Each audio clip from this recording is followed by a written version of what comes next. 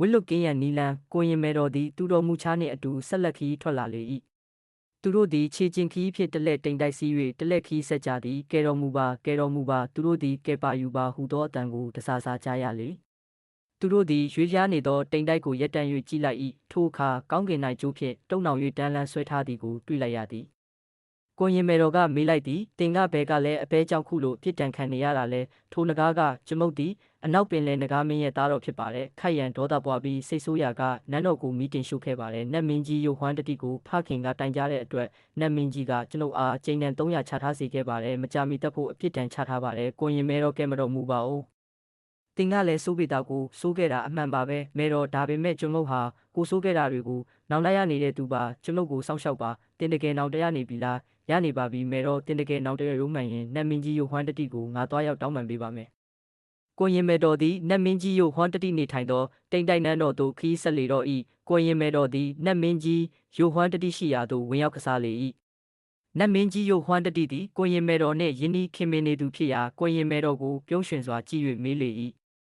မဲတော်ဘာများအကြောင်းထူးလို့ပါလဲကိုရင်မဲတော်ကလက်အုပ်ချလိုက်သည်ကျွန်ုပ်သည်မြတ်စွာဘုရားရဲ့ဗျာဒိတ်ထားချက်အရာအရှိဒေတာသို့တွားရောက်ပြီးပိဋကတ်3ပုံပင်ဆောင်မဲ့ပါရမီရှင်တစ်ပါးကိုရွေးချယ်ဖို့တွားနေရပါတယ်အဲ့ဒီကျွန်ုပ်ရဲ့ခီးစဉ်အတွင်းမှာအပြစ်ဒဏ်ခံစားနေရတဲ့နဂါးတစ်ကောင်ကိုတွေ့ပါတယ်ဒါကြောင့်နတ်မင်းကြီးစီကသူ့ရဲ့အသက်ကိုအလူခံလိုပါတယ်ရေအောက်နန်းတော်ကိုမိရှို့တဲ့နဂါးနဲ့တူရဲ့ဟုတ်ပါတယ်အနောက်ပင်လဲနဂါးမင်းရဲ့သားတော်လို့ပြောပါတယ်သူဟာရေအောက်နဂါးပေါင်းများစွာကိုတည်စေခဲ့တဲ့သူဖြစ်ပါတယ်သူဟာကိုဆိုးခဲ့တာတွေကိုနောင်တရနေတဲ့သူပါသူ့ကိုတောင်းခံရခြင်းအကြောင်းကတော့ပိဋကတ်3ပုံပင်ဆောင်မဲ့ပုဂ္ဂိုလ်အတွက်မြင်းတကောင်ဆောင်ခြင်းပေးနိုင်မှုဖြစ်ပါတယ်ကောင်းလေစွာသူ့အသက်ကိုမဲတော်ကိုပေးအပ်ပါတယ်သူသည်နတ်စစ်တီတော်များအားနဂါးအားလွတ်ပေးလိုက်ရန်အမိန့်ချမှတ်လိုက်၏ကိုရင်မဲတော်သည်နတ်မင်းကြီးယိုဟွမ်းတတိအားကျေးဇူးတင်စကားပြောဆို၍နှုတ်ဆက်ထွက်ခွာသွားလေ၏နတ်စစ်တီတော်များသည်ကျိုးဖြင့်တုံနှောင်ထားသောနဂါးအားအတုပ်အနှောင်များပြေစေပြီးကိုရင်မဲတော်အားပေးအပ်ကြလေ၏မဲတော်အလိုရှိရာကိုပြုလုပ်ပါနဂါးသည်ကိုရင်မဲတော်အားကျေးဇူးတင်စကားပြောလေ၏ကျွန်ုပ်အသက်မှာမဲတော်ပေးသောအသက်ပဲရှိပါတော့တယ်ကျွန်ုပ်ကိုဆေးလိုရစေနိုင်ပါတယ်မဲတော်ကိုရင်မဲတော်ကကောင်းပါပြီအသင်ကိုတောင်ကြားရေအိုင်တစ်ခုမှာပို့ထားပေးမယ်ပိဋကတ်3ပုံပင်ဆောင်လာမည့်ပုဂ္ဂိုလ်ရောက်လာတော့အခါသူစည်းရမြင်းဖြူတစ်ကောင်ကိုရအောင်ဆောင်ခြင်းပေးပါသူပိဋကတ်3ပုံပင်ဆောင်ပြီးသူတာဝန်များပြီးစီးတဲ့အခါမှာတင်းရဲ့ပြစ်ဒဏ်တွေရှုပ်ပေါ့ပြီးတင်းကိုရေအောက်နန်းတော်ကပြန်လည်လက်ခံပါလိမ့်မယ်နဂါးသည်ဦးညွှတ်ရှိခိုးလေ၏မှန်လားပါမယ်တော့ကျွန်ုပ်စောင့်နေပါမယ်အာဇာနီယောက်ျားမြတ်လာသည့်အခါကျွန်ုပ်ရဲ့တာဝန်များကိုကျေပွန်စေပါမယ်ကိုရင်မဲတော်နှင့်တူတော်မူချတို့သည်နဂါးအားရေအိုင်တစ်ခုသို့လိုက်လံပို့ဆောင်ပေးကြလေ၏ထို့နောက်သူတို့သည်အရှိတ်ဘက်သို့ခီးဆက်လက်ထွက်ခွာသွားတော့သည်သူတို့သည်ရက်ပေါင်းအတန်ကြာခီးသွားမိကြသည်မကြာမီသူတို့ရှေ့၌ရွှေရောင်တဝင်းဝင်းထွက်ပေါ်နေသည့်အရာကိုတွေ့မြင်ကြရသည်ကိုရင်မဲတော်ကရှေ့မှာရွှေရောင်တဝင်းဝင်းနဲ့ပါလားဟုတ်ပါတယ်မဲတော်အဲ့ဒီနေရာဟာတောင်ငါလုံးဖြစ်ပါတယ်မဲတော်ကိုရင်မဲတော်သည်ခေါင်းညှိလိုက်၏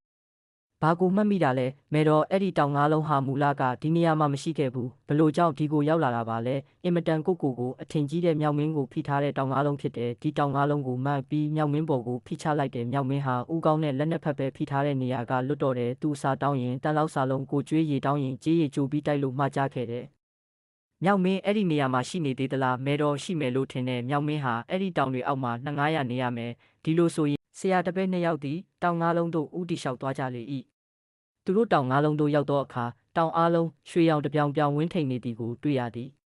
တောင်ပေါ်၌ရှိသောတစ်ပင်တစ်တော်တို့ကိုမတွေ့ရတော့ချေထိုအလဲတောင်၌ကျန်းစာတစ်စောင်ကတ်ထားသည်ကိုတွေ့ရသည်သူတို့သည်ကတ်ခိုင်းထားသော6ကထာပါစာရွက်အားဖတ်နေကြသည်ကိုတောင်အောက်၌ပြနေသောမြောက်မင်းကသိရှိသွားလေ၏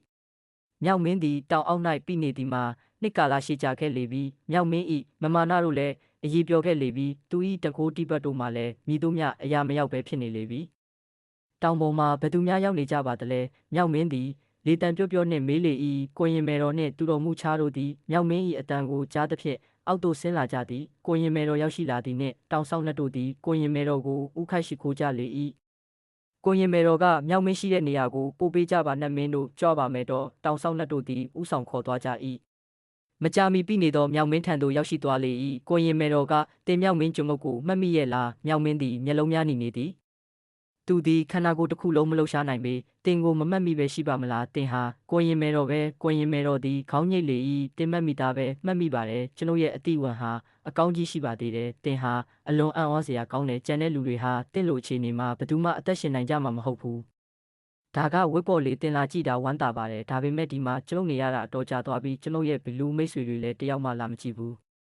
ကျွန်ုပ်ရဲ့မြောက်ပညာရှိတွေလည်းတယောက်မှလာမကြည့်ကြဘူးမိတ်ဆွေအပေါင်းအသင်းဒုက္ခရောက်နေတဲ့အခါရှောင်ရှားနေတဲ့မိတ်ဆွေတွေဟာဘလို့မိတ်ဆွေတွေများပါလိမ့်အဲ့ဒါတွေကိုမိတ်ဆွေတူလို့ခေါ်တယ်တင်ကွန်ရင်မဲတော့ဘဲကလာတာလဲကွန်ရင်မဲတော့ကကျွန်ုပ်မြတ်စွာဘုရားရဲ့အမိန့်အရအရှိတေတာကိုတွားပြီးပိဋကတ်သုံးပုံပစ်ဆောင်မဲ့ပုဂ္ဂိုလ်ကိုလိုက်ရှာတာပါမြတ်စွာဘုရားရဲ့အမိန့်တော်တင်မဲတော်ကိုကျုပ်များကြီးကျေးဇူးတင်ပါတယ်ကျွန်ုပ်ကိုတောင်ငါလုံးနဲ့ဖိထားတာအခုဆိုရင်နှစ်ပေါင်း900လောက်ရှိနေပါပြီကျွန်ုပ်ဟာဒီတောင်တွေအောက်ကလုံးဝထွက်လို့မရသေးပါဘူး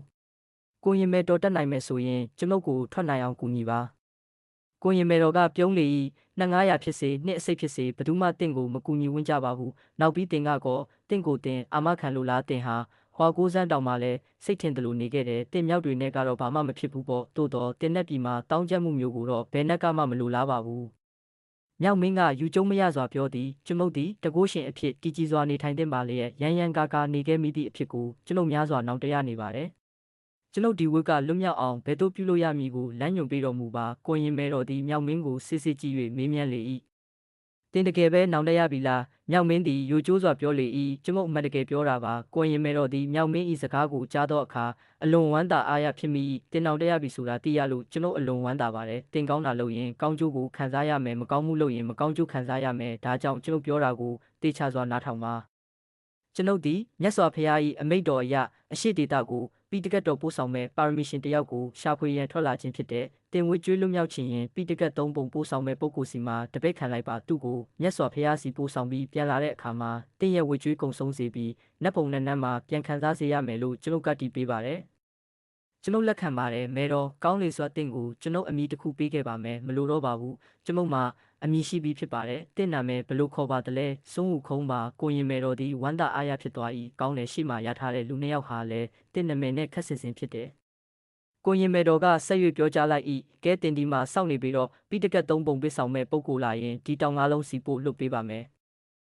မြောက်မင်းသည်အလွန်ဝမ်းသာစွာပြော၏ကျွန်ုပ်စောင့်နေပါမယ်ကိုရင်မဲတော်ကသာထိုပုဂ္ဂိုလ်ကိုအမြန်ဆုံးစီလွတ်ပေးပါသူသည်ဝိဒုက္ခကိုညှင်းငွေ့စွာခံစားနေရသည်မှာကာလကြာမြင့်လာပြီမဟုတ်ပါလားကိုရင်မဲတော်နှင့်သူတော်မူချားတို့သည်မြောက်မင်းကိုနှုတ်ဆက်လျက်ထိုနေရာမှထွက်ခွာသွားကြလေတော့၏